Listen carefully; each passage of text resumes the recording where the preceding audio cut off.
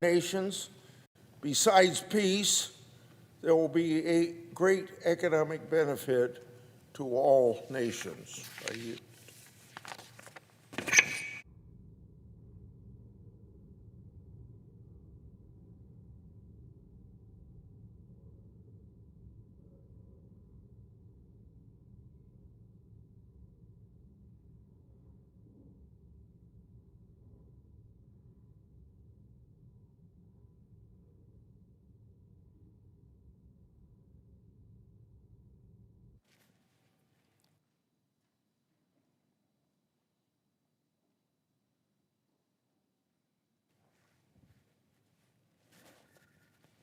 Mr. President.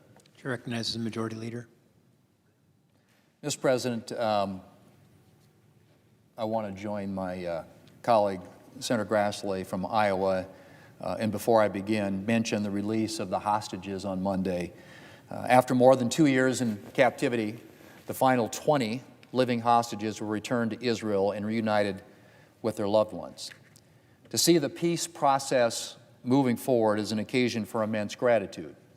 And I hope that both sides will adhere to the terms of the agreement so that this can mark the beginning of an end to the bloodshed. And that includes the prompt and respectful return by Hamas of the remains of the deceased hostages. I know that President Trump, without whom this would not have happened, Secretary Rubio and others continue to work to hammer out the remaining steps of the peace process. That will have to include disarming Hamas and ensuring that the organization plays no future role in governance in the Gaza Strip. My prayers are with the President, with Secretary Rubio, and all of those on both sides who are working to make peace a reality. Mr. President, quote, "Every day gets better for us," end quote. So said the Democrat leader in an interview published on Thursday, hours before Democrats once again voted to keep the government closed and to deny service members a paycheck. Federal workers, including law enforcement officers, missed part of their pay last Friday. But hey, at least life is getting better for Senate Democrats. Mr. President, a CNN article from Thursday said that Democrats are preparing to keep on with this shutdown for, and I quote, several more weeks.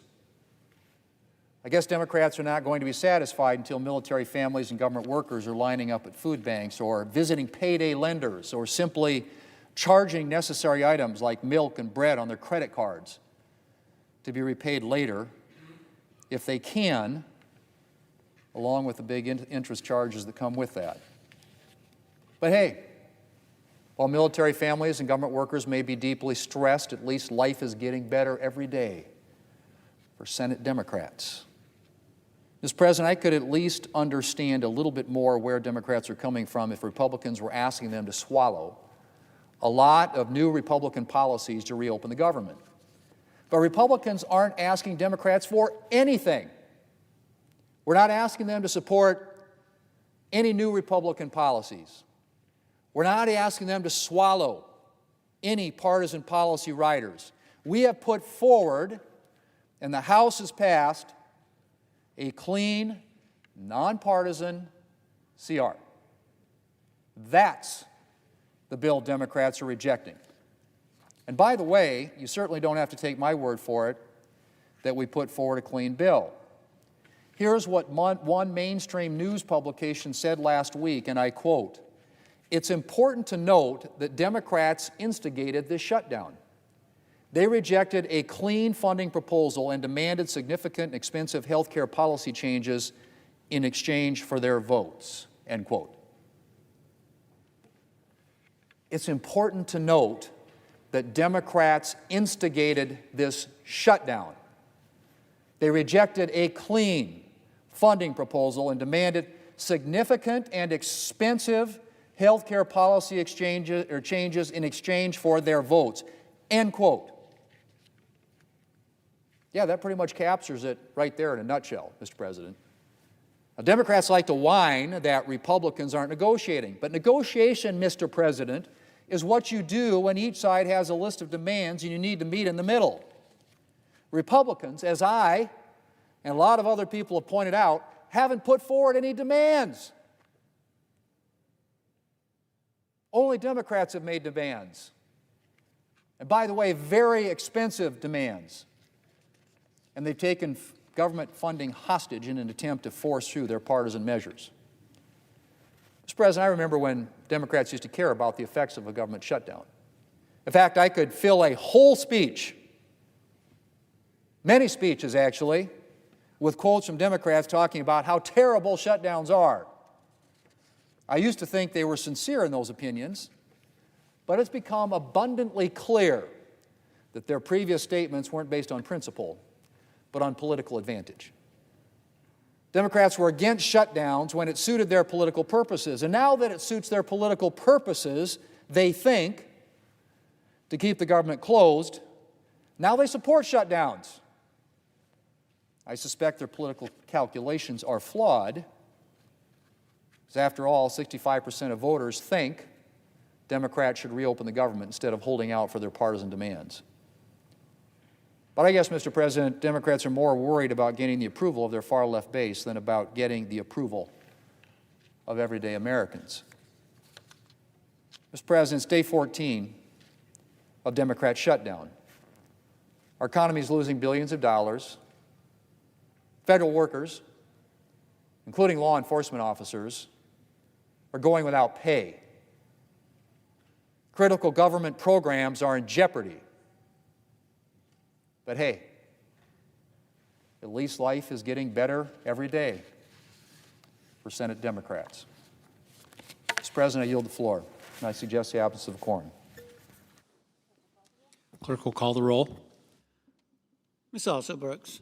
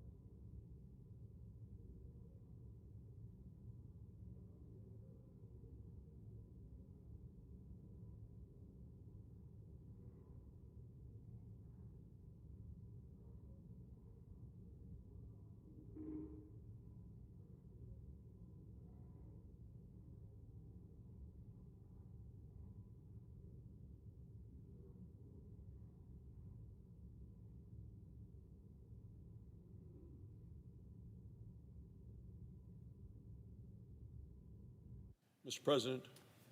Chair recognizes the Majority Whip. Thank you, Mr. President. I ask unanimous consent that the quorum call be vitiated. Without objection. Thank you, Mr. President. Mr. President, today is day 14 of the Schumer shutdown, and Democrats continue to betray the American people. Let me read some of the headlines I've seen over the last several days. The Military Times writes, military families seek out food assistance during shutdown anxiety. An Axios headline warns that there could be insufficient funds for food stamps. A local New York TV station reports, quote, government shutdowns threatens food access for Long Island's most vulnerable. And the Wall Street Journal reads, thin air traffic staffing spurs delays at U.S. airports. Anxiety, concerns about food, concerns about our airports. These are real-life impacts, Mr. President, of the Schumer shutdown. And the pain is getting worse each and every day. And what does Senator Schumer do? He treats it as a game. A game, Mr. President. Lives are in the balance. He treats it as a game. He bragged about shutting down the government, bragged about it. It was carefully planned. And in a carefully planned interview with Punchbowl News, he gloated. He said, every day gets better for us. That's what Schumer said. Every day gets better for us. Who is the us? Certainly not the American people. The Washington Post pointed out this is a dangerous political game because, Mr. President, it really matters to the American people, even though it may be just a game being played by the Democrats in this body. You take a look at this and say, whose lives are getting better every day? Certainly not the lives of the men and women in uniform who are worried about their paychecks. They're the ones that protect our country. It's not our Border Patrol agents. Oh, no, it's not getting better for them each and every day, Mr. President. They're busy keeping out illegal immigrants. It's not the air traffic controllers who keep our skies safe. No, it's not getting better for them each and every day. It's not the military families who are lining up at food banks. Oh, no, it's not getting better for them every day, Mr. President. So I ask again, when Chuck Schumer tells the press, every day it's getting better for us, whose lives are getting better by what he is doing and the Democrats are doing to the American people? Whose lives are getting better every day because of the Schumer shutdown? It's not the American people. Mr. President, it's fascinating. You know, we go home on weekends, we talk to people at home. They're concerned about what's happening to their lives during the time of a government shutdown. They're not worried but are concerned about what they see happening here in Washington, where they see the Democrats beholden to the far left, radical, extreme, dangerous, scary wing of the party. Because that's what's happening here in this body. You look across the aisle, we see an entire group of Democrats being held hostage. Who is this group? Well, it's the Marxist, anti-ICE, anti-America wing of the Democrat Party that are controlling the party. The us, the minority leader is talking about are them. That's who he's talking about. They're running the Democrat Party right now. And in the process, they're running our country into the ground. In the same interview that Senator Schumer gave last week to Punchbowl News when he said it's getting better for them, every day it's getting better for them, he also said, and admitted, he said, we thought about this long in advance. The far left wing of the party, long in advance, planned for this shutdown. And they did it with Chuck Schumer in his office. They organized a war room. They orchestrated this shutdown that brought all of this pain on the American people. The minority leader handed the reins to that far left wing, and now they're the ones riding the stagecoach. And they're driving the stagecoach over the cliff. And it's a mistake, and it's an error, and it's hurting the American people, and they don't seem to care because they're treating it as a game, even though it's a dangerous game, as the Washington Post points out. So what does all this mean in this big political game? Well, there's one person who's really trying to save their own hide, and we know that that's the minority leader, especially as we get closer to this radical rally that's scheduled in Washington on October 18th. Democrats don't want to disappoint the radicals who are descending upon this city next weekend. This is the far-left activist group. It's called Indivisible. You may have heard of it, Mr. President. This is what one of the organizers of the radical rally had to say. He said the head of the group clearly exposed their threat to the minority leader. He said millions will be out there cheering on, or they'll be calling for new leadership. And they're controlling the party. They're calling the tune, and we see the Democrats dance, not for the American people, but for the far left wing of their party. And they're holding the reins. They're telling the minority leader, you keep this shutdown going, or you pack up your office and leave. They don't seem to care that the American people are suffering. Not one bit. What we see is a minority leader playing politics and choosing politics as a game over doing what's right for the American people. And the Democrats are playing a dangerous game, and it's hurting all of us. And why are they playing the game? Because one of them is trying to use it for political gain. We can end this shutdown today. We're going to have a vote here this afternoon, Mr. President, an opportunity to end the shutdown. End the pain, end the suffering, end the anxiety that American people are feeling. When I say American people, I'm talking about American citizens who are all around the world defending us, keeping us free.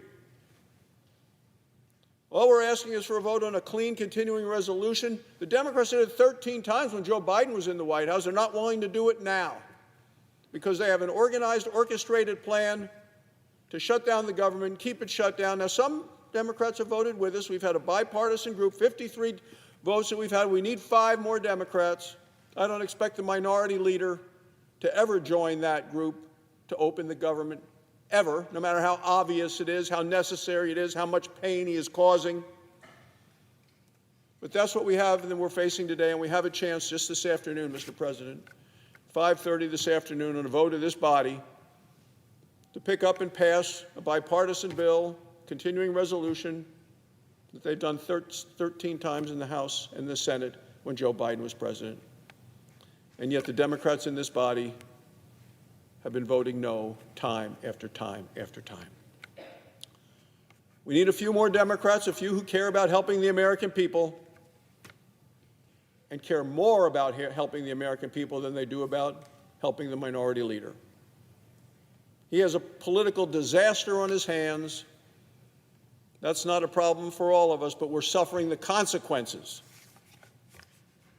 of the toxicity of that position of the minority leader within his own party in his effort to try to find absolution at a time causing significant pain, grief for American people who are struggling to get by, facing a loss of paychecks, a loss of nutrition, a loss of care for their children, a loss of help for small businesses.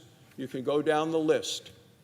All of this could be resolved today with a simple vote for a continuing resolution to open the government once again.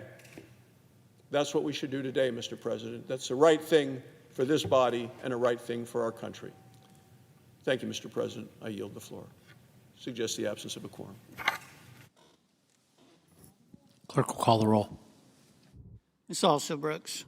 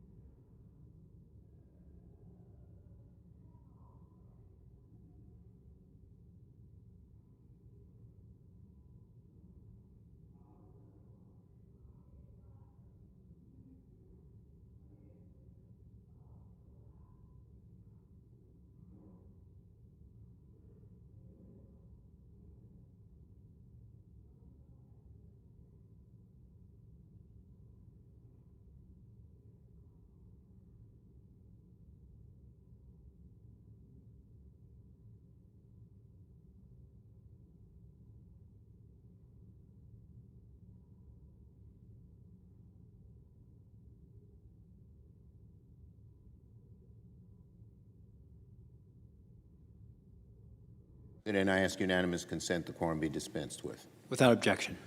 So, Mr. President, I'd like to begin today by underscoring some really wonderful news. Yesterday, the last living hostages brutally held by the vicious Hamas organization were released. And now they are back home, finally, with their loved ones. This is an immense, overwhelming sigh of relief for everyone. I commend the enormous advocacy of the tireless hostage families and all who helped make this moment happen. Over the last 2 years, I've gotten to know many of these hostage families well. I've been inspired by their strength and their courage and their persistence. They never gave up. They were here all the time in bringing their loved ones home. And now, after so long, so much pain, so many sleepless nights, it warms my heart to see the joyous images of those families and many others reuniting with their loved ones. But as we all know, there's still a whole lot of work to be done. I remain fully committed to bringing home the remains of all the hostages who have died in captivity, essential in Jewish law and Jewish burial, including the remains of my two constituents, Omer Nutra and Itai Hen. Hirsch Goldberg, Poland's mother Rachel, reminded us of the beautiful Jewish teaching during Sukkot that sums up this moment so fiercely. She said, "There's a time to sob, and there's a time to dance, and we have to do both right now." Of course, they lost their loved one. They lost their child. This ceasefire represents a real opportunity to finally ensure a lasting end to this painful war, to surge humanitarian assistance and relief to the suffering Palestinians in Gaza, to make progress on negotiations for stability and governance in Gaza, to ensure this is more than just a temporary ceasefire. And finally, to build a lasting peace ultimately through a two-state solution. For the last year on this floor, I told both the Trump administration, the Netanyahu administration, and everybody else that the best and only long-term solution to ultimate long-term peace in the Middle East is a two-state solution. Well, now there's a potential opening to get that, and everyone involved must move in that direction, even if we have to move mountains. It ensures security, prosperity, and dignity for Israelis and Palestinians alike. Only then will a true peace be realized. On Argentina, if Americans want to know just how little Donald Trump seems to care about their health care, look at what he's doing today in the Oval Office. As we speak, the administration is approving $20 billion in taxpayer dollars to bail out Argentina in the middle of a shutdown. I have just one question. If this administration has $20 billion to spare for a MAGA-friendly foreign government, how can they say we don't have the money to lower health care costs here at home? The overwhelming majority of Americans say we need help with our health care, and they're busy spending $20 billion because Trump seems to really like the leader of Argentina. They're both sort of MAGA types. The administration is giving this money away to help Argentina's hard-right president in his election, where his party is in serious trouble. It's a bailout, it's nonsensical, and at the same time, the American people are frightened, scared, worried about losing their health care. It makes no sense to give money to Argentina and then say we don't have enough money to help Americans with health care. It is so against what Americans want. I'm sure if we had a vote here in this country, it would be 99-1 almost that the money belongs here, and that's what we should be focused on. Meanwhile, farmers across America are looking at this Argentina bailout on one side and wondering whose side the administration is on. It's been a devastating year for our soybean farmers because this administration has bungled trade talks with Beijing, and as a consequence, they've killed our soybean exports to that country. Now China is looking precisely to Argentina to cut new soybean deals, while our farmers at home suffer backbreaking losses. And on top of all that, you mean to tell me the administration's fine sending $20 billion of taxpayer dollars to help foreign farmers compete against American farmers here at home in the middle of a shutdown? It's insane, utterly insane. This Argentina bailout is a slap in the face to both American farmers and to working families worried about keeping their health care. So I'll say it again. If this administration has $20 billion to spare for a MAGA-friendly foreign government, they cannot turn around and say we don't have the money to lower health care costs here at home, because those costs are going through the roof. On the shutdown. On day 14 of the Trump shutdown, I want to remind everybody why we're here in the first place.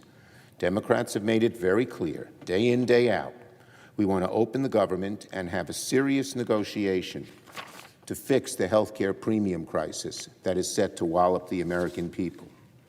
Nearly everyone agrees that looming ACA premium hikes is a devastating problem. The public knows it, we Democrats know it, the White House privately knows it, and even many Republicans here in Congress know it. They admit it. And yet, Republicans remain dug in and insist there's nothing to negotiate when it comes to health care, that they won't even sit down and talk with Democrats about it. That makes no sense. That's not the way we always get our CRs done. The Republican leader has now scheduled 7 votes on the Republican partisan CR, and it has failed to secure enough votes to pass this chamber each time. That means, like it or not, the Republican leader needs to work with Democrats in a bipartisan way to reopen the government, just as we did when we passed 13 CRs when I was majority leader. Last week, we saw what happens when Republicans choose to work with Democrats in a serious way. We passed the NDAA with the National Defense Bill, with a strong bipartisan vote. We need the same enthusiasm from Republicans that we saw in the NDA here in the health care issue. And of course, the biggest roadblock right now to reopening the government is the Speaker of the House. The Speaker has now kept Congress on vacation for 3 weeks. It's just incredible. Government workers must work without getting paid. House Republicans get paid without working. Johnson continues to insist there is nothing to negotiate. But I want to make one point very clear. Republican leaders can say all they want, there's nothing to negotiate. But if Republicans don't change course, then very soon 20 million Americans are going to face financial catastrophe when their health care premiums go through the roof. And many more Americans will face it than the 20 million, but 20 million are right on the front lines here because of the ACA. That is reality Republicans can't make disappear by just digging in. The ACA premium crisis is not a fix-it-later issue, but rather a fix-it-now issue, because open enrollment starts in less than a month. And window shopping has already begun in several states where people have the awful choice. Should I go without health care altogether with my family? What if my kid or my spouse or myself gets sick? Or should I cut back on almost everything else because I need to pay huge increases in my health care insurance? So Republicans may think they can dig in until the next ice age, but a fork in the road is coming their way whether they like it or not. Either work with Democrats to fix ACA premiums or sit by as 20 million Americans pay thousands of dollars more out of pocket. If Republicans remain dug in, the American people will hold them responsible for rising health care costs. If Republicans do nothing, then they will be the ones triggering a massive health care panic that will be felt from coast to coast. This is a non-negotiable fact. Democrats want to avoid reaching that point. We want to work in a serious way with our Republican colleagues and with President Trump to diffuse this health care crisis before it starts. But we're running out of time. Now, I want to close by speaking briefly on an extremely disturbing report I just read in Politico. Earlier today, Politico published a story purporting to show thousands of private messages containing racist, sexist, and violent comments from young Republican leaders across the country. The leaked conversations are revolting. They make you want to throw up. They include comments supposedly from young Republican leaders saying things like, quote, "I love Hitler." Can you believe it? They include gas chamber jokes. How sick. They include racist obscenities, including the N-word. They include jokes about sexual assault. Many of these individuals who have allegedly made these comments have positions of leadership in the Young Republican organization. It's hard to believe. You can't make this up. And it's awful. It's revolting. It's disgusting. It's obnoxious. It's the kind of garbage the worst kinds of people say when they think no one is watching. If this report is accurate, every single Republican leader, from President Trump on down, including every Republican senator, including the Republican National Committee, ought to condemn these comments swiftly and unequivocally. And the people should no longer have any position of power in any Republican organization. People who said it.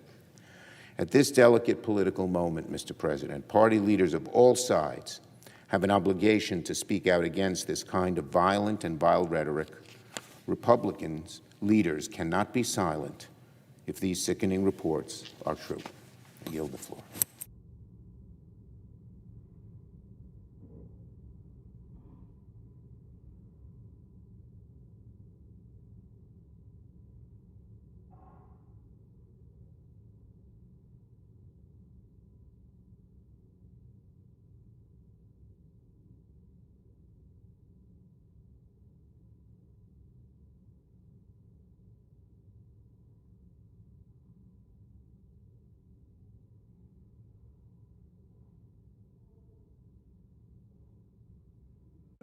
Chair recognizes the minority whip, please.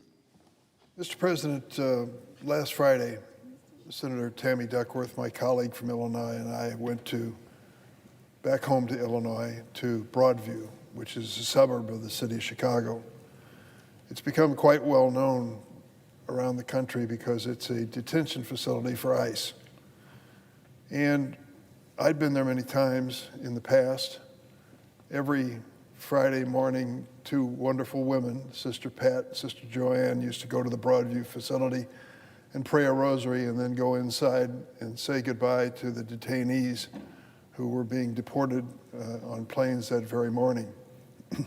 It was a peaceful and reassuring experience because so many people were praying for those folks who were going to see their lives turned upside down. And the people who ran the facility couldn't have been more cooperative. They had a lawful responsibility, but they did not object to my entering the Broadview facility in years gone by, saying goodbye to the detainees and a few words of encouragement with the nuns who would accompany me. And it became a kind of a ritual which we were very proud of. How things have changed. How things have changed. Senator Duckworth and I were simply asking if we could go inside and see what the facility looked like. Reports are that though there seem to be large groups of people moving through there are only 2 cells and 1 bathroom. Those are the sorts of things which are part of oversight for us to look at facilities and make sure they're humane, consistent with our values. But unfortunately, over and over again, ICE has refused to allow Senator Duckworth and myself access to their operations in Chicago. I don't understand why. If they thought these operations were compliant with the law and accomplishing something good for America, they would certainly want the people to see them who are responsible for funding their agency. The opposite's been true. It was 3 or 4 weeks ago we went up to the Great Lakes Naval Training Station north of Chicago because it had been disclosed that they were leasing a building to ICE. Senator Duckworth and I went there because this is a critically important Department of Defense facility. Every sailor in the United States Navy goes through training at Great Lakes, every one of them. And we're very proud of the good work that's done to train them to serve our nation. We wanted to know what ICE was going to do if they came to Great Lakes Naval Training Station as they promised.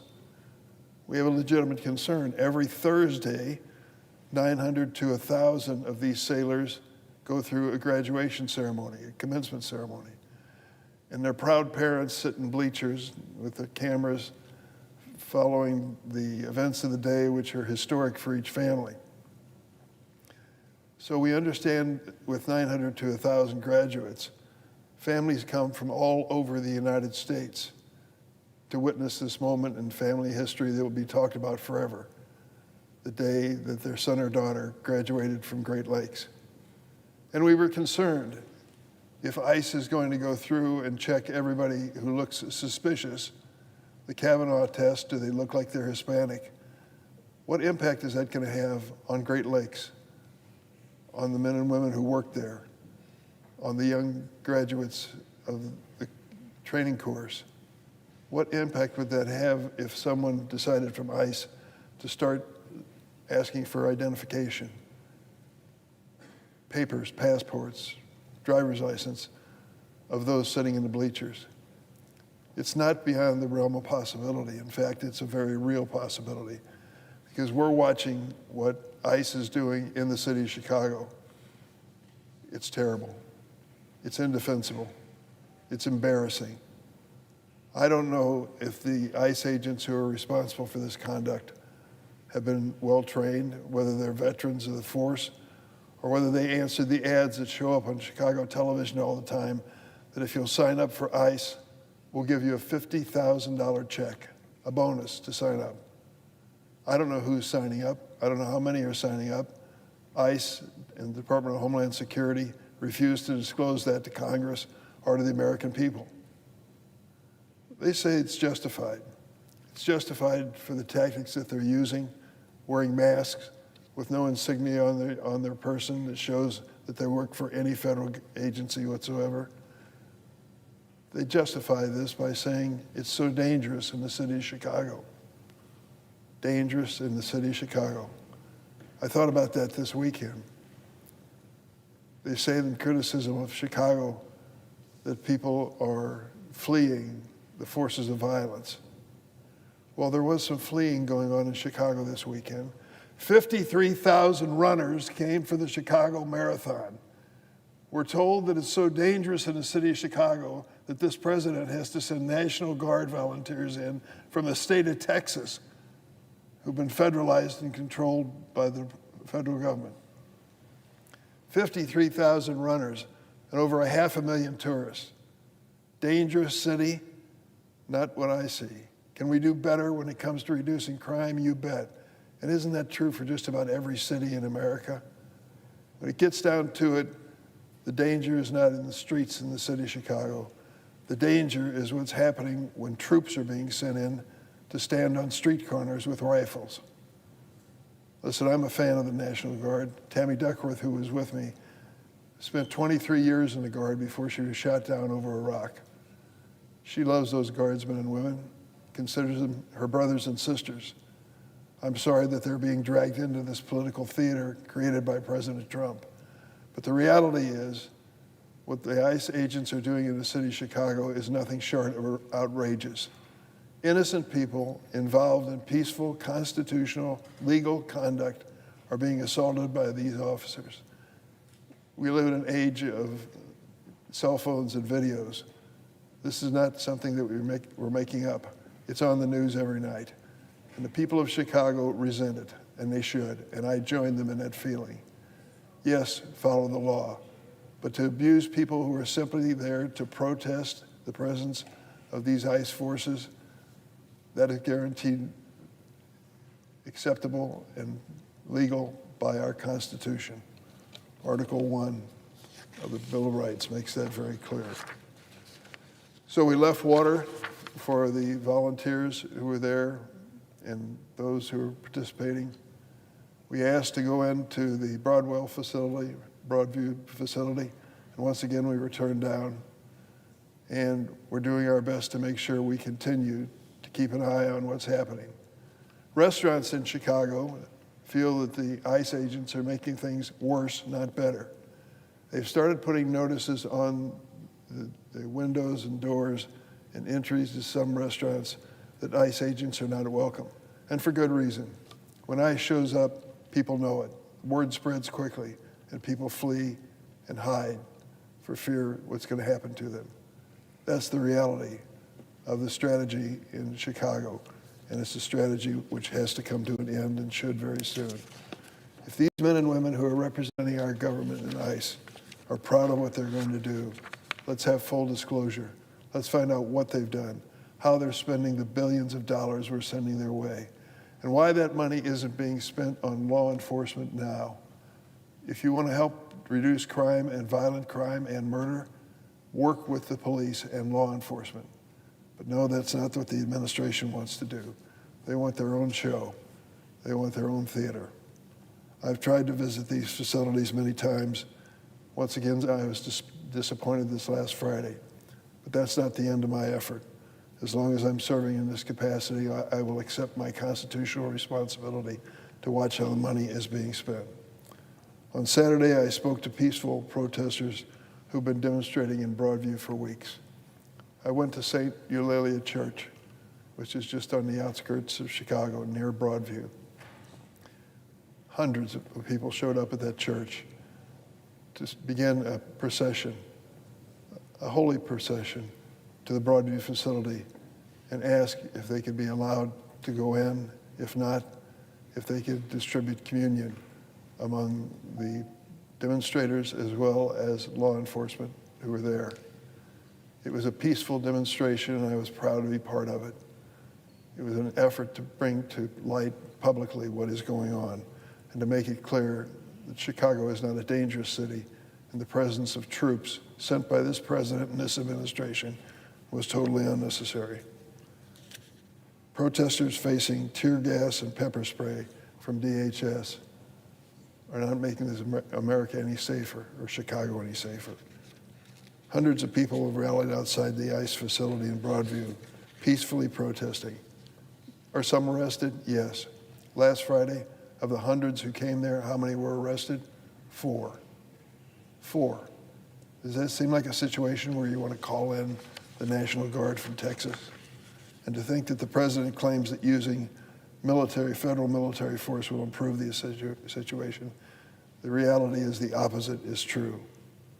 While the Guard is in Illinois now, it could be in your state next. It could be your family taken from their homes and their beds in the middle of the night in a violent raid, as happened on September the 30th in the 2200 block of South Shore. And while I will continue to do everything in my power to push back on the president's military intrusion into our cities, I implore my Republican colleagues to stop and reflect what's happening. Reflect on the deployment of troops into states which are not asking for help at all and don't need it. This is an illegal, unconstitutional power grab by the president, determined to consolidate his power and stifle any consent. It does not make America safer. Mr. President, on a separate topic, the phrase cura personalis is the lodestar of Jesuit education. It means care of the whole person, and it emphasizes the need for teachers to cultivate not just a person's mind, but their spirit as well. No one embodied this ethos better than Sister Jean Dolores Schmidt. It is with a heavy heart that I share the news of her passing. For more than half a century, Sister Jean shared her faith with her community in Chicago. She was a teacher, professor at Mundelein College before it affiliated with Loyola, and she became an academic advisor. She's famous on the basketball scene. Basketball fans might remember Sister Jean as the de facto chaplain and mascot of the Loyola Ramblers of the city of Chicago. Her cheers were louder than anyone else in the arena. She helped lead the Ramblers to the Final Four in 2018. Mr. President, she was a wonderful person, and it was my good fortune to get to know her. Students at Loyola remember her as the person who always kept her office door open, a symbol of her constant willingness to take care of students, the whole person. In her pregame prayers with the team, Sister Jean would ask for God's grace in one sentence and give coaching advice to individual players in the next. She was more than a loyal fan and a coach. She was Loyola's spiritual captain. I had the great fortune of working with former President Biden to obtain a presidential proclamation to honor Sister Jean and the thousands of lives that she touched. In thinking of her passing, I'm reminded of Job 14, paragraph 7. This passage speaks of a tree that was cut down and reminds us that it may one day grow again. While Sister Jean is no longer with us, her legacy of kindness and grace will continue to push others to serve, just as she did for her entire life. Her tender branch will sprout once more, embodied in those who choose faith, service, and love. Sister Jean will be dearly missed. I yield the floor.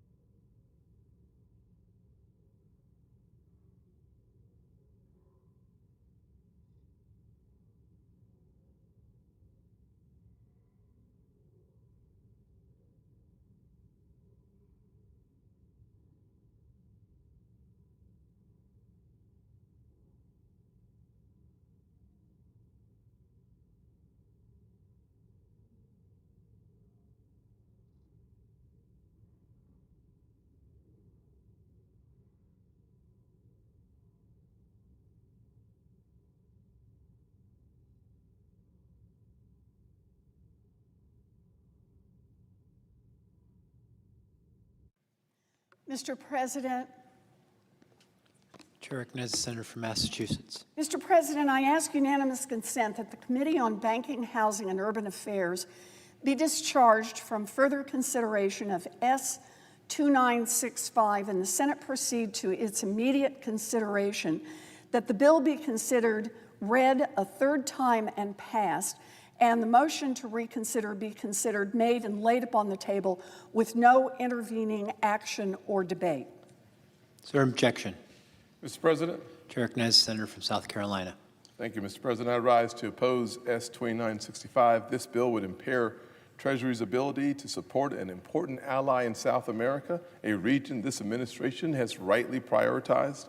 Argentina has the third largest economy in Latin America and has been a strong partner in supporting U.S. security and economic goals. Eliminating Treasury's ability to use the Exchange Stabilization Fund to support this important ally is unnecessary. I therefore oppose this bill and urge my Senate colleagues to do the same. I object. Senator, objection is heard. Mr. President, Chair recognizes the senator from Massachusetts. Mr. President, the reason that I ask for unanimous consent to proceed with the No Argentina Bailout Act, it's a bill that I co-authored with Senators Kaine, Van Hollen, Booker, Smith, Gallegos, Sanders, and Welch. And the reason for this is because in his presidential campaign, Donald Trump promised to put, quote, America first, not Argentina first, America first. Right now, American families are struggling to pay for groceries and rent because of Donald Trump's chaotic tariffs and other disastrous economic policies. President Trump and congressional Republicans shut down the government because they refused to work with Democrats to pass a bipartisan budget that would protect 15 million Americans' health care and prevent insurance premium hikes for tens of millions more. Now, Republicans would rather shut down the government than help Americans afford health care. Because of the Republican shutdown, more than 250,000 federal employees won't receive their scheduled paychecks.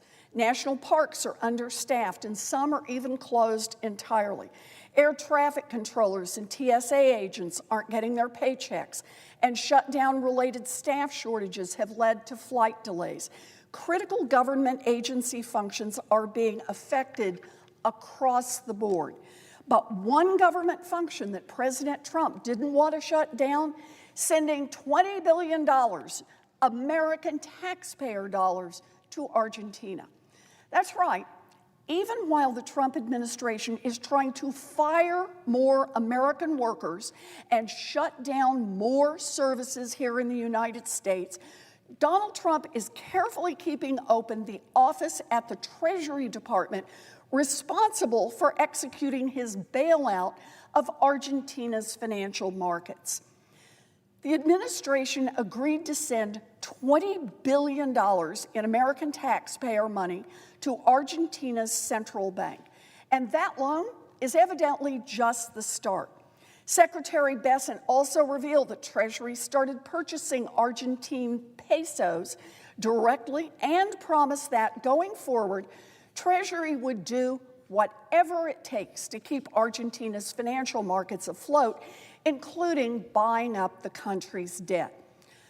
Secretary Bessent seems to be saying that the American economy can tank and Americans can pay higher prices, but there will be no end to using American taxpayer dollars to bail out Argentina.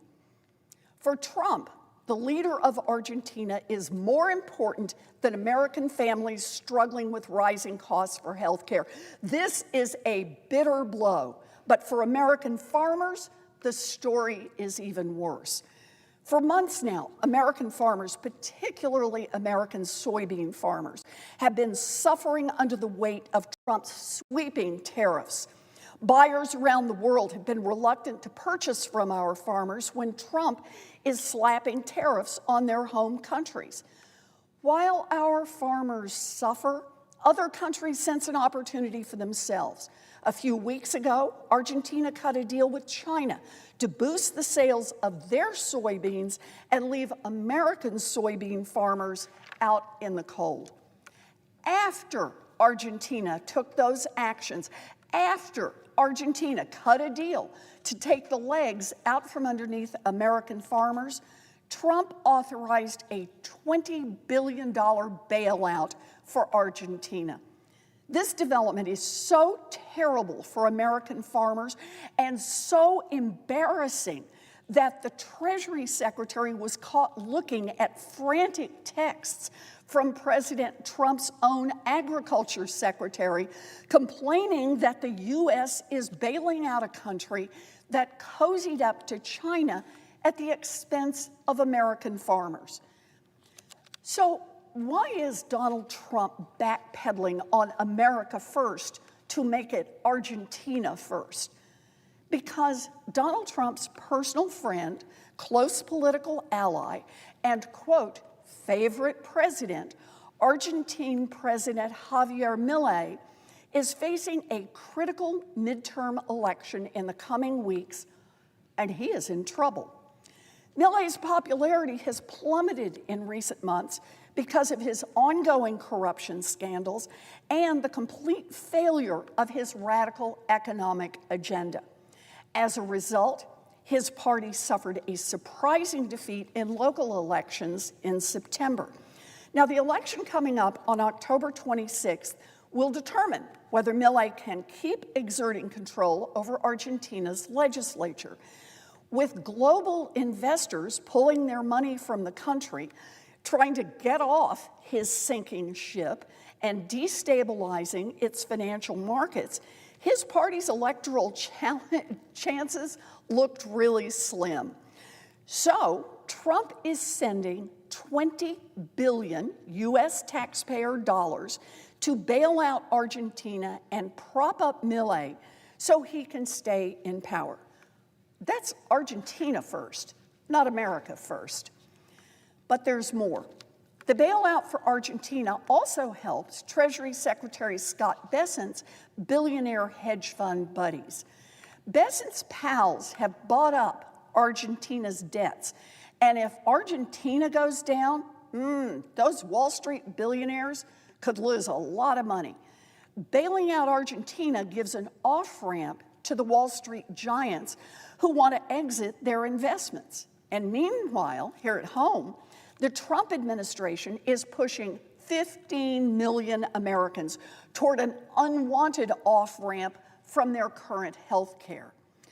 The No Argentina Bailout Act is really very simple. It would stop Donald Trump from using Treasury's Exchange Stabilization Fund to provide direct or indirect financial assistance to Argentina, including through the use of currency swap lines, currency or sovereign debt purchases, or direct loans. Any existing financial contracts or instruments that violate this prohibition would have to be sold or terminated within 7 days. The prohibition expires at the end of President Milei's term in December 2027. And if, for some unforeseen reason, it is actually in America's interest to provide economic aid to Argentina during this period, the administration can come here to Congress and get approval. Today, President Trump hosted the president of Argentina at the White House after showering his country with American taxpayer money. It is shameful that President Trump is propping up a foreign government while he shuts down the American government. It is simple. If you really want to put America first, then you will support American farmers and American families and urge passage of the No Argentina Bailout Act. Thank you, Mr. President. I yield the floor.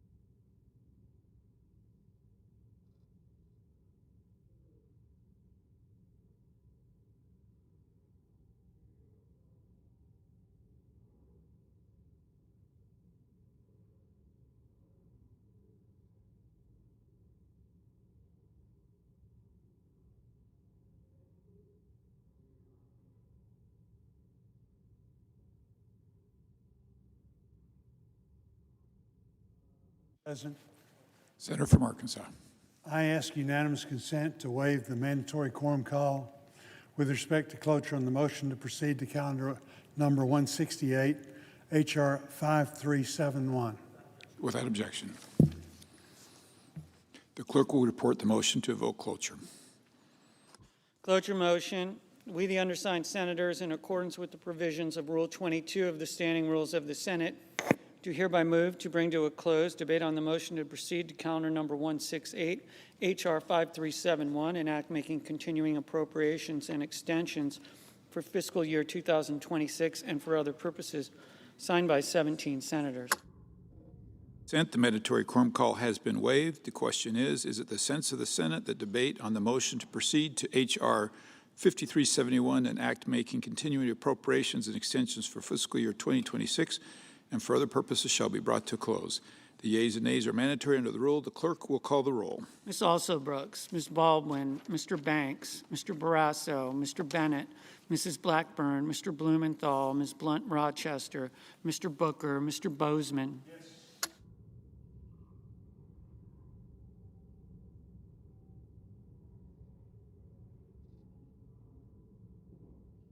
Mrs. Britt.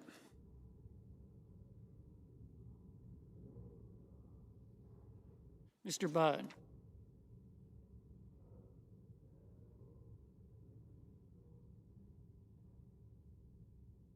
Ms. Cantwell.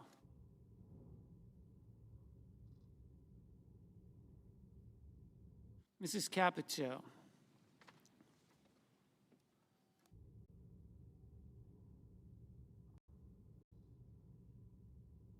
Mr. Cassidy. Ms. Collins. Mr. Coons. Mr. Cornyn. Ms. Cortez Masto. Mr. Cotton. Mr. Kramer. Mr. Crapo.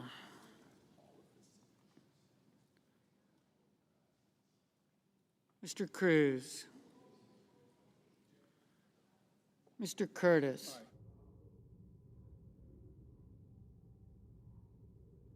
Mr. Daines.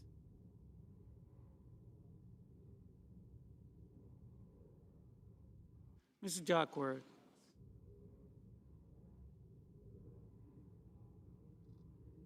Mr. Durbin.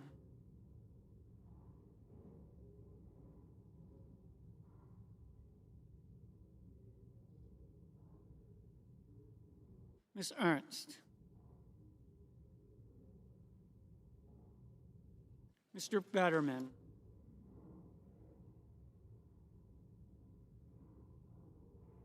Mrs. Fisher. Mr. Gallego. Mrs. Gillibrand.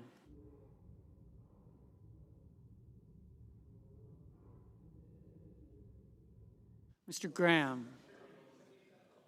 Mr. Grassley. Mr. Haggerty.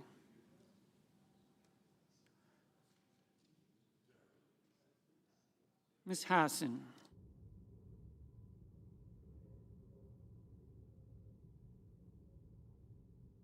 Mr. Hawley.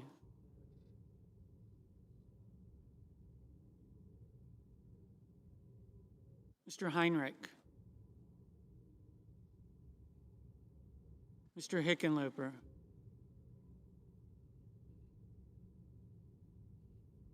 Ms. Rono.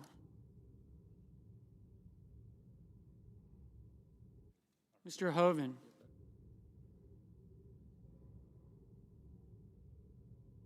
Mr. Husted. Mrs. Hyde-Smith.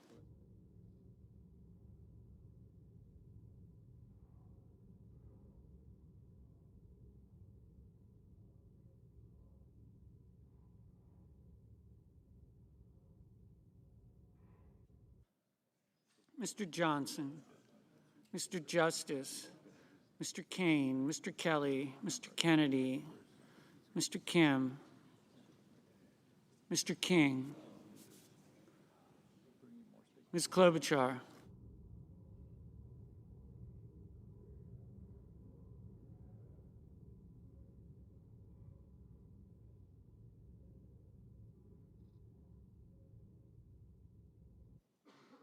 Mr. Langford, Mr. Lee, Mr. Lujan, Ms. Lummis,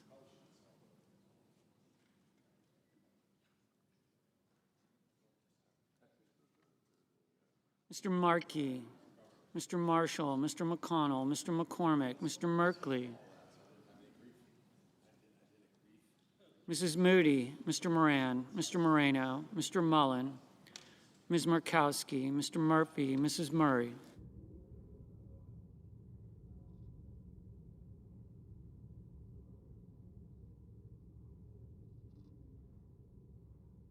Mr. Ossoff, Mr. Padilla, Mr. Paul, Mr. Peters, Mr. Reed, Mr. Ricketts, Mr. Risch, Ms. Rosen, Mr. Rounds, Mr. Sanders, Mr. Schatz, Mr. Schiff, Mr. Schmidt, Mr. Schumer, Mr. Scott of Florida, Mr. Scott of South Carolina, Mrs. Shaheen, Mr. Sheehy, Ms. Slotkin, Ms. Smith, Mr. Sullivan, Mr. Thune, Mr. Tillis, Mr. Tuberville, Mr. Van Hollen, Mr. Warner, Mr. Warnock, Ms. Warren, Mr. Welch, Mr. Whitehouse, Mr. Wicker, Mr. Wyden, Mr. Young.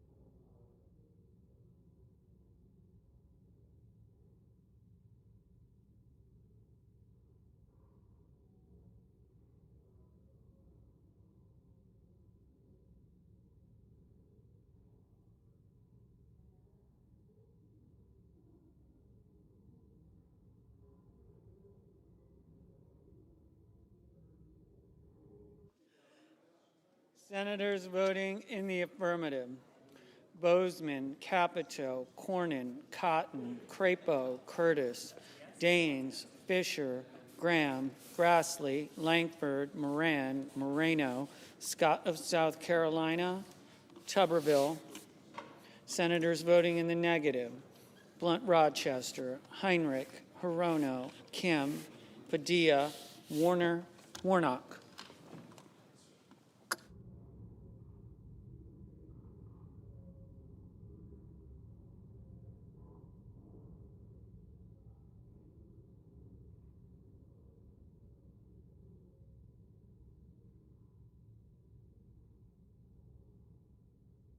Mr.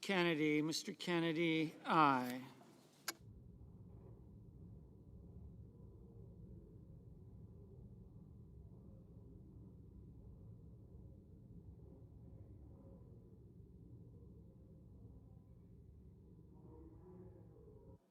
Mr. Marshall, aye.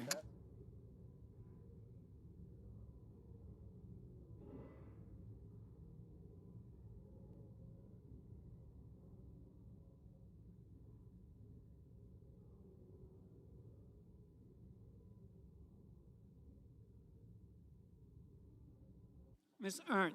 Ernst, aye.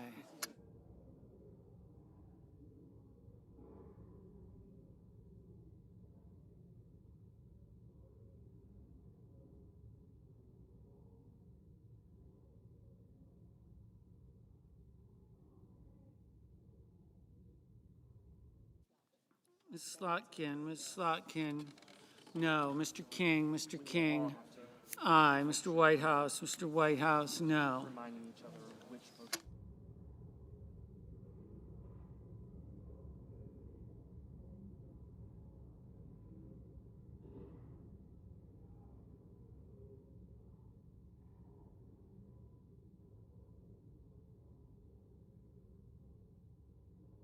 Mr. Paul, no.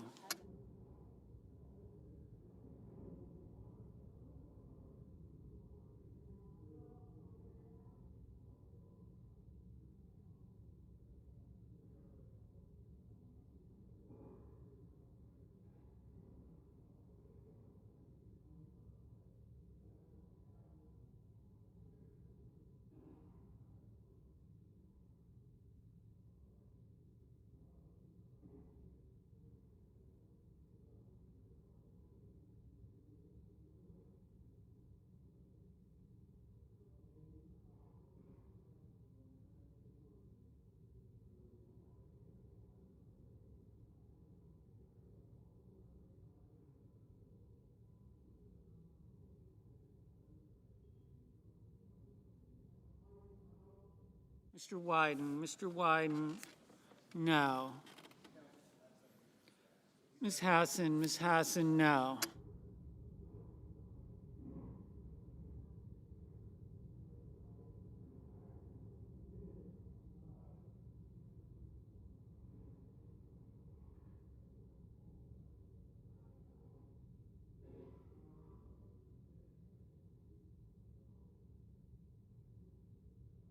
Mr. Lujan, no.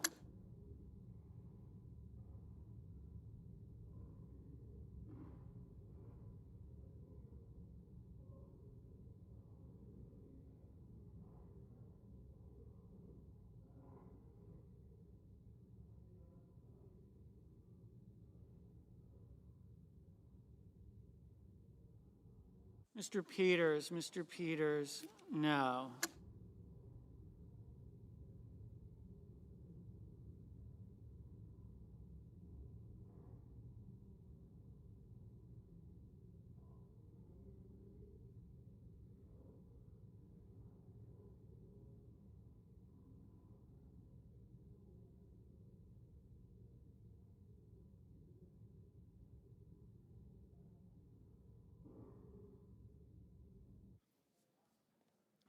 Mr. Gallego, no.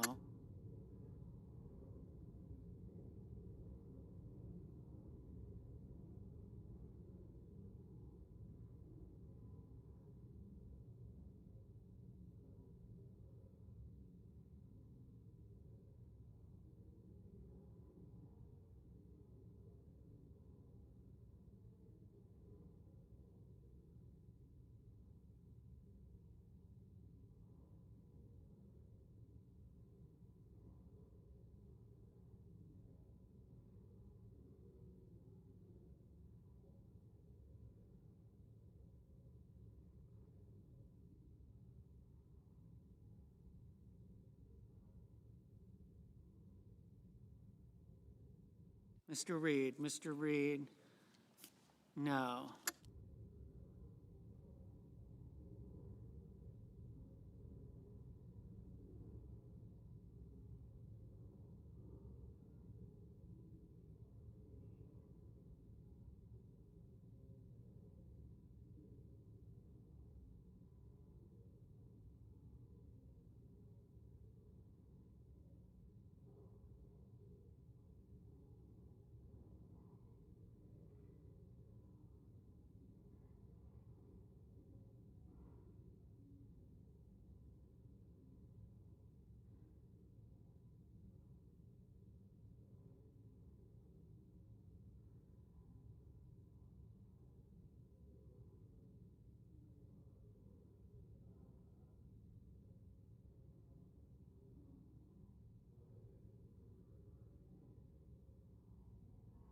Mrs. Hyde Smith, aye.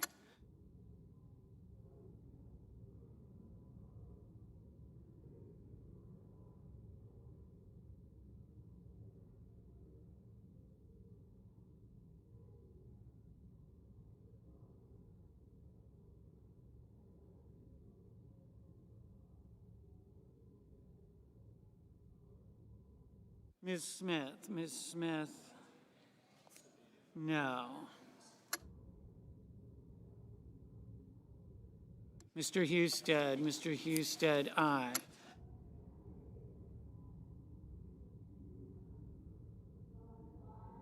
Ms. Lummis, aye. Ms. Collins, aye.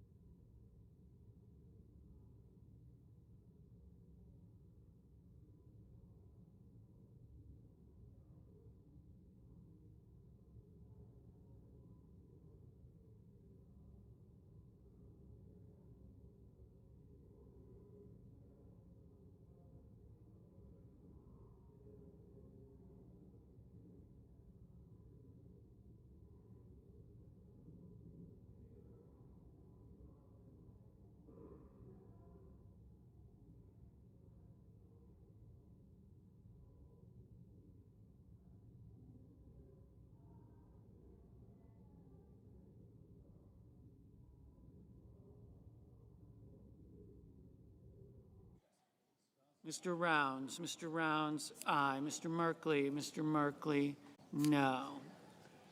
Mrs. Moody, aye.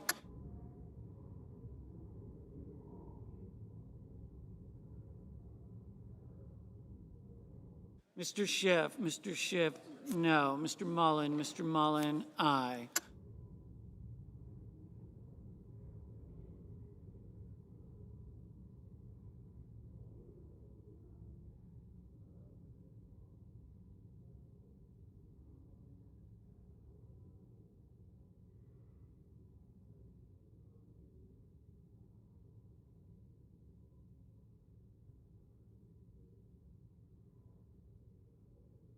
Mr. Young, aye.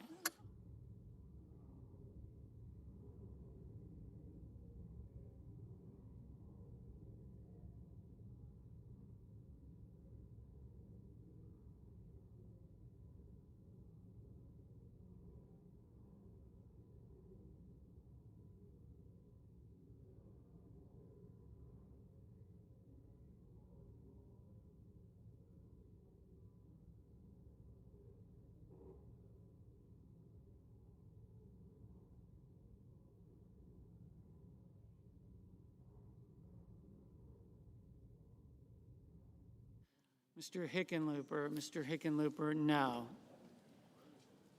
Mr. Kelly, no. Ms. Also Brooks, no.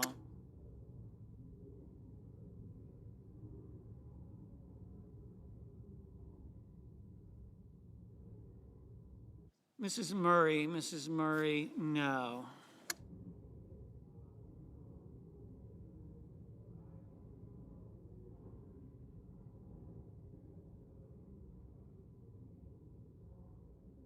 Mr. Ossoff, no. Mr. Sanders, no.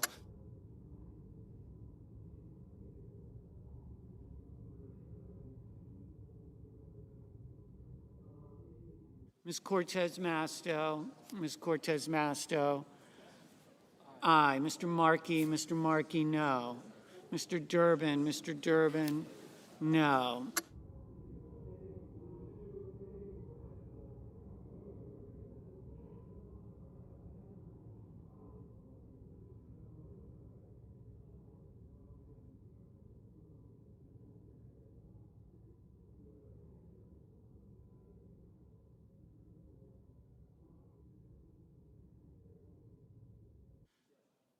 Mr. Sheehy, aye. Ms. Baldwin, no.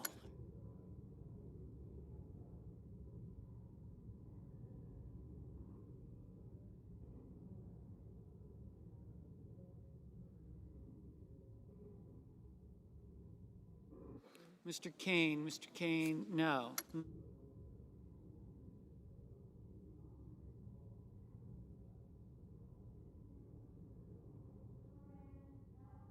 Mrs.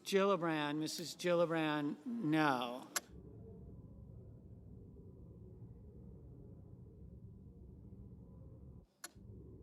Mr. Coons, no.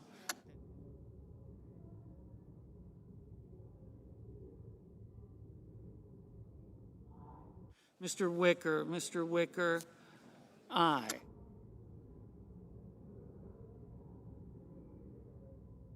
Ms. Warren, no.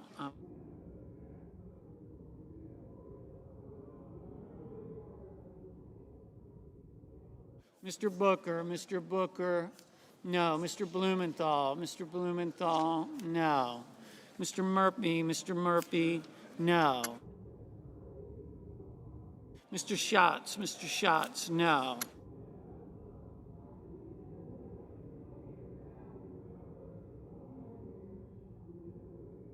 Ms. Klobuchar, no.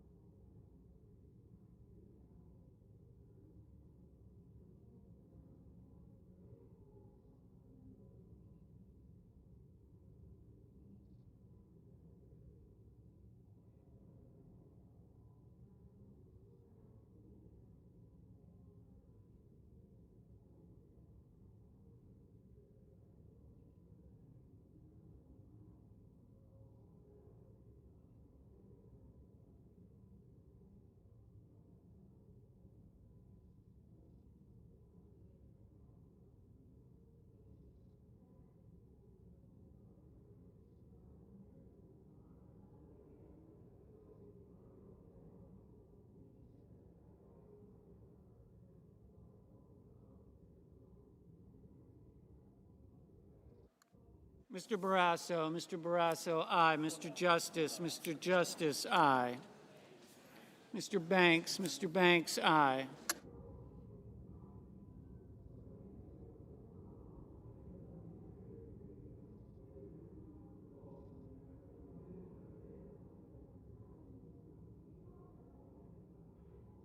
Mr. Welch, no.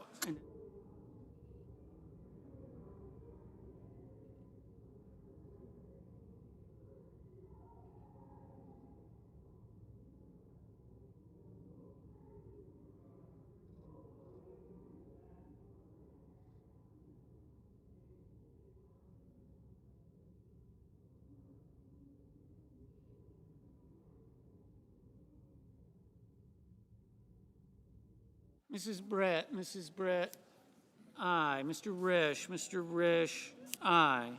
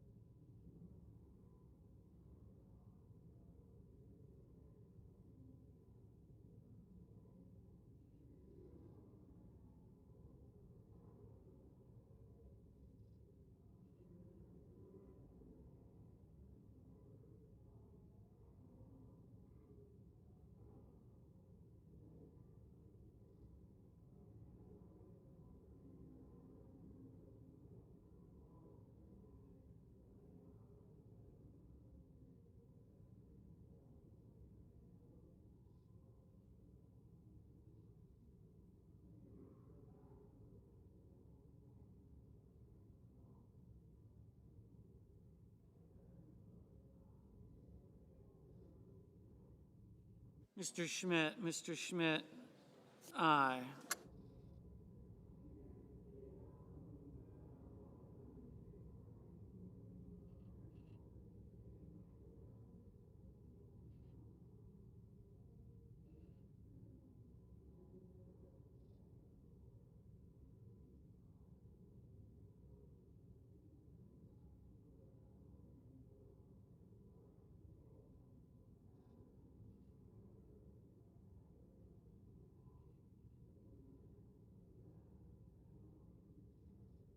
Mr. Thune, aye.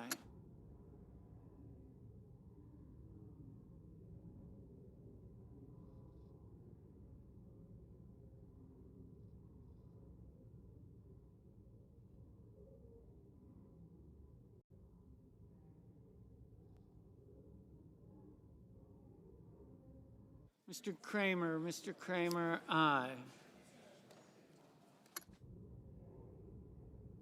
Ms. Rosen, no.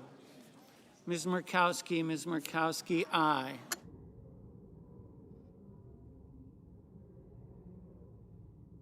Mr. Budd, aye.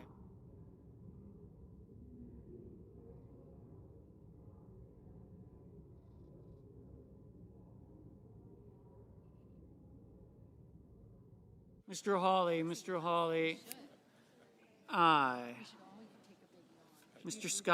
Scott of Florida, aye.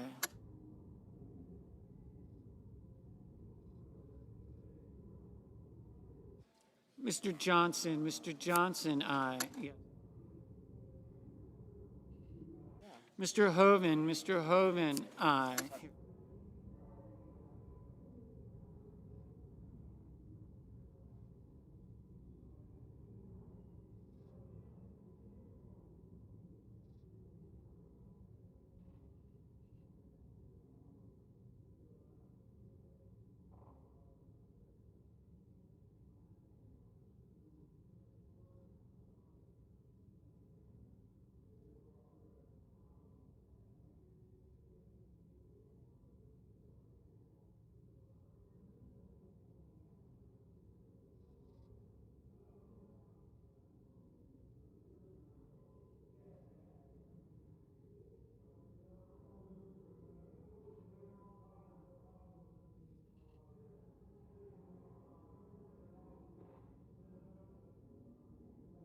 Mr. Van Hollen, no.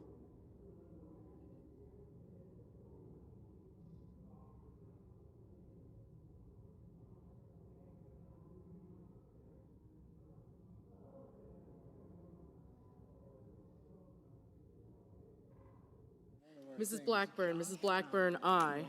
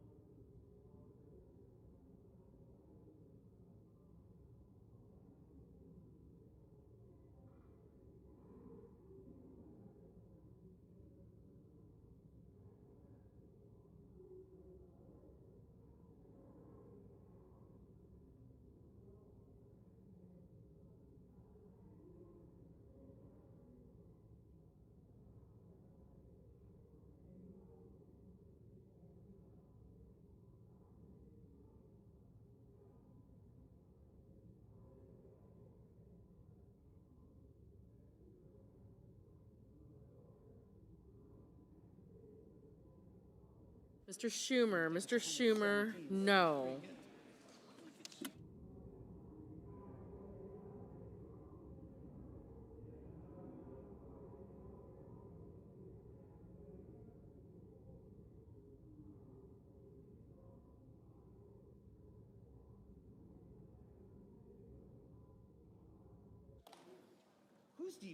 Mr. Bennett, no. Mr. Sullivan, Yes, it aye. is. It is. No. Mr. Ricketts, No, did you watch the game? aye.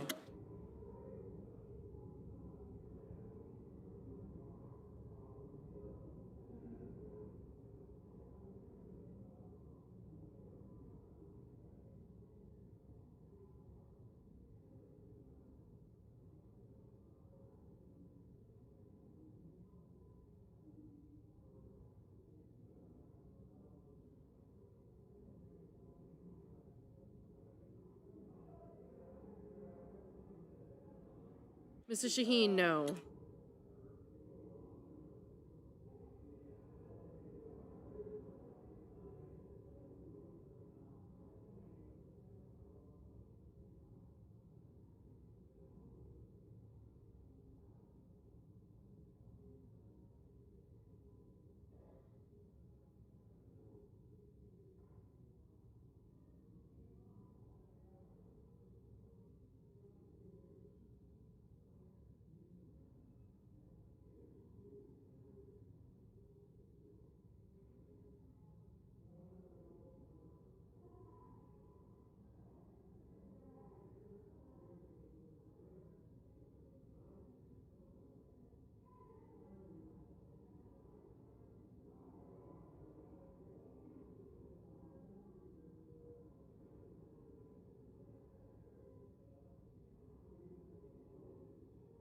Ms. Cantwell, no.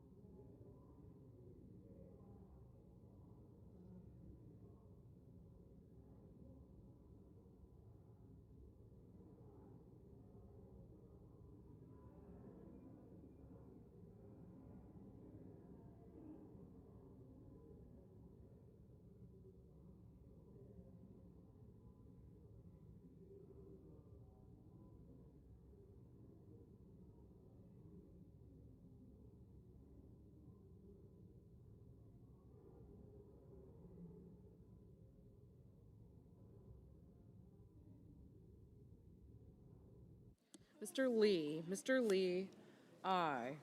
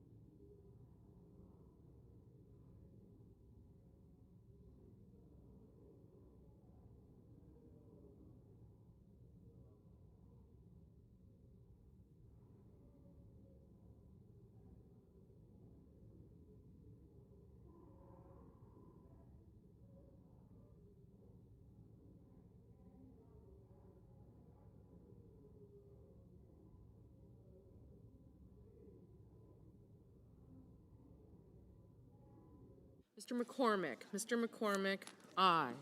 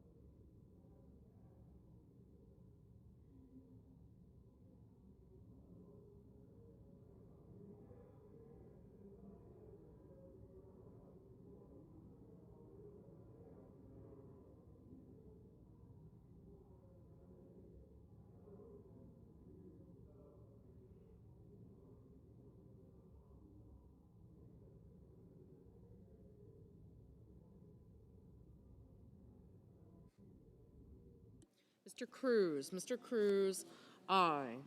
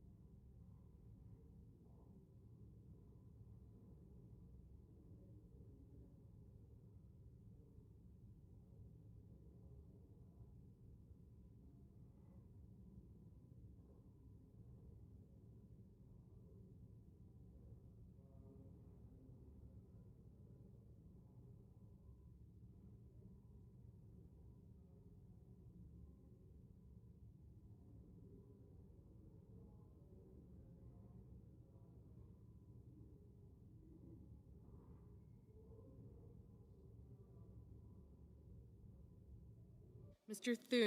Thune, no. Are we going out?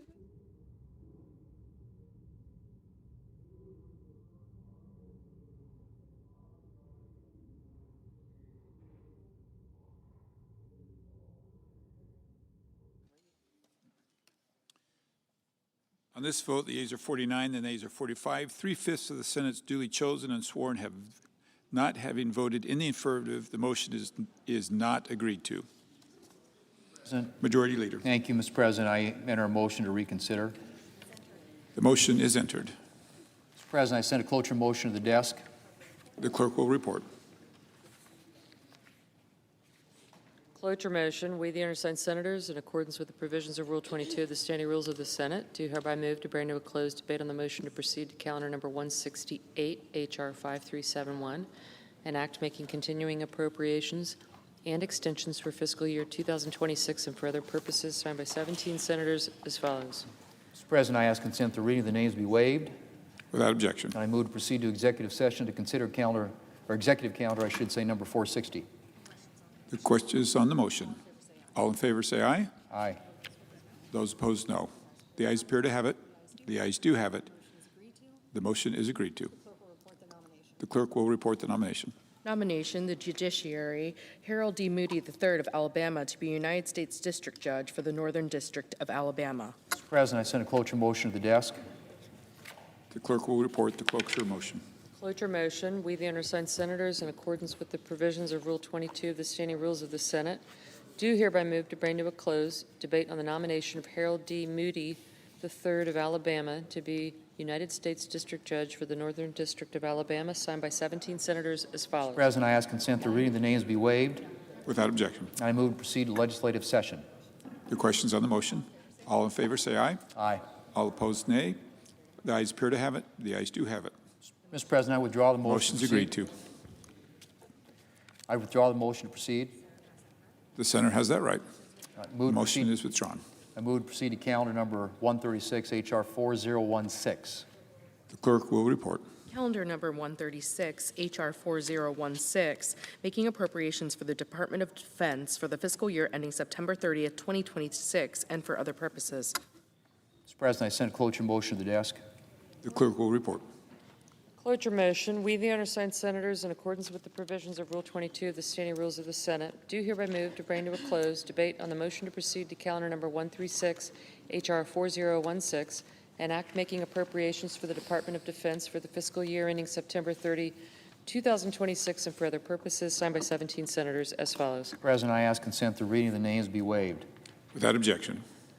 And I ask unanimous consent that when the Senate completes its business today, it stand adjourned until 10 a.m. on Wednesday, October the 15th. That following the prayer and pledge, the journal proceedings be approved today at the morning hour be deemed to expire. The time for the two leaders be reserved for their use later in the day, and the Senate be in a period of morning business, with senators permitted to speak therein for up to 10 minutes each. Finally, the Senate recess from 12:30 p.m. until 2:15 to allow for the weekly conference meetings. Without objection. So ordered. Mr. President, for the information of my colleagues, senators should expect to vote at approximately 2:15 on the motion to reconsider calendar number 168, I should say, H.R. 5371. If there's no further business to come before the Senate, I ask that it stand adjourned under the previous order. Senate stands adjourned until 10 a.m. tomorrow morning.